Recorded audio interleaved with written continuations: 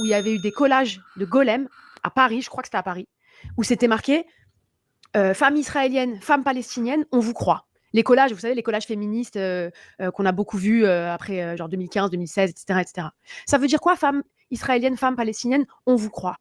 Pourquoi on recrée la classe des femmes entre colonisés et colonisateurs? Et qui sont les agresseurs de ces femmes-là? Dans le contexte du génocide, dans le contexte des accusations de VSS qu'il y a eu au moment du 7 octobre et tout, qui sont les hommes qui sont targetés, qui sont ciblés? Les hommes palestiniens.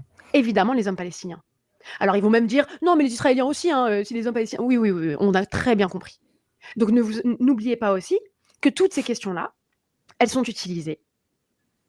Et elles sont utilisées avec des effets qui sont aussi hardcore que participer à la justification du génocide à Gaza, par exemple. Oui. Et c'est là où c'est important, c'est que c'est pas juste des streamers, des trucs, des machins. On est au cœur de l'Empire, depuis la France. On est au cœur de l'Empire. Et les questions fémonationalistes et féministes en France, c'est sur ça qu'on doit travailler. Pas seulement, évidemment, mais dans l'antiracisme, et notamment dans l'antiracisme politique actuel, il y a un nœud en ce moment qui est en train d'être de plus en plus visible et hardcore, c'est le nœud du fémonationalisme et de l'homonationalisme. Oui. Et on va nous accuser. C'est les bras armés de l'instrumentalisation du progressisme à des fins racistes. Exactement.